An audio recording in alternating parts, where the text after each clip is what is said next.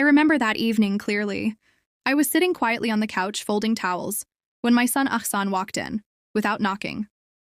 His wife Zara followed behind him, a strange confidence on her face. Ahsan stood right in front of me. "Mom, I'll be direct. Zara has a debt of 4 crore. Either you help us pay it, or you'll have to leave this house."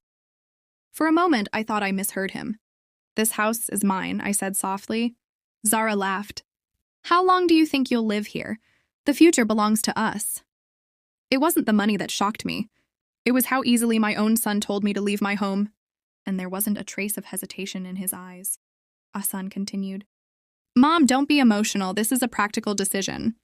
Practical. This was the same son I raised on my own. Zara sat down comfortably and said, "If you can't sacrifice for your family, then what's the point?" Sacrifice? That's when I understood. This wasn't about debt. This was about control. They didn't just want money. They wanted my house. This didn't happen overnight. The first crack appeared when Ahsan was 23.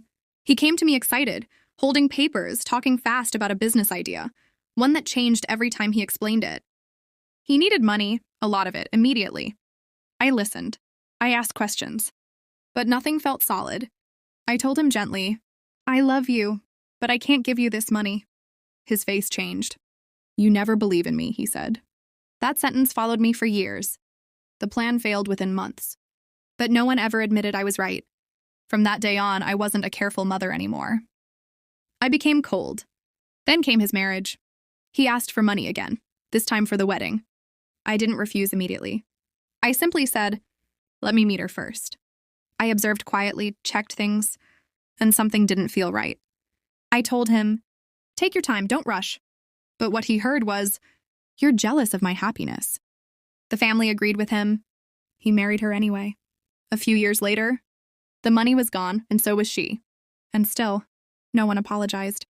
Instead, they blamed me for not stopping him harder. That's when I learned something important. In this family, it's always easier to blame me than to admit the truth. One evening, Zara arranged a dinner. The table looked perfect, but the atmosphere felt wrong. She had invited 2 extra people, just to make sure I stayed quiet. As we ate, she finally said, "Everyone living in a house has responsibilities." Ahsan slid some papers toward me. "Just sign, it's simple." I asked, "What is this?" Zara smiled. "Just a formality." Formality. I had heard that word before. And every time, it hid something dangerous. That night, I sat alone thinking. Then I remembered something my husband once told me. If anyone ever asks for the house, don't argue. Just follow the plan. At the time, I thought he was overthinking. Now, I understood. If I fought them, they would push harder. If I agreed, they would become careless, and that's where I would win. The next morning, I said, "I need one night." Ahsan got irritated, but he agreed. They thought I had broken. But in reality, I was preparing. The next morning, they came again. Ahsan placed a file on the table.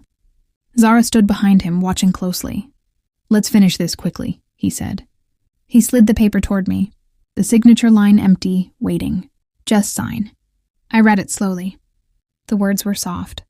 Authorization, convenience, temporary control. But I knew better. Zara leaned in and said, "If you don't sign, we'll change the locks. You can go somewhere else. Maybe a nursing home." Nursing home. She said it so casually. And in that moment, everything became clear. This wasn't about debt. It was about ownership, about erasing me completely. I looked at the window, the place where my husband used to stand every morning. His voice echoed in my mind. "Don't argue. Follow the plan." I took a deep breath and said, "I need one night." They agreed. Because they thought I had lost. That night, I didn't cry. I didn't panic. I simply made a few calls, gathered my documents, and finalized everything. The next morning, the house was quiet. But this time, I wasn't there. No clothes, no documents, no trace. Only one envelope on the table. Ahsan opened it. Inside was a letter. "This house is now beyond your reach. I've secured it legally. You thought I was weak, but I was only quiet.